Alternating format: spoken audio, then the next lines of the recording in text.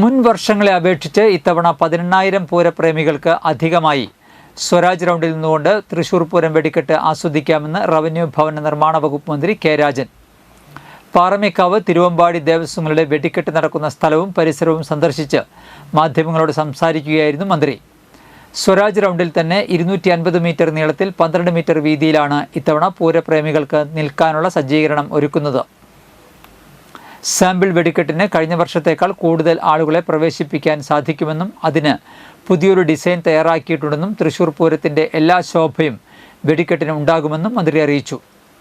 സ്ഥല സന്ദർശനത്തിൽ മന്ത്രിയോടൊപ്പം P Balachandran MLA, mayor MK Varghese, ജില്ലാ collector Arjun Pandian, city police commissioner R Ilango, ADM T Murali, tahsildar Jayashree, Cochin Devaswom board president K Raveendran, Paramekkavu Thiruvambadi Devaswom ഭാരവാഹികൾ, പോലീസ്, ഫയർഫോഴ്സ്, മറ്റ് വകുപ്പ് ഉദ്യോഗസ്ഥർ തുടങ്ങിയവർ പങ്കെടുത്തു.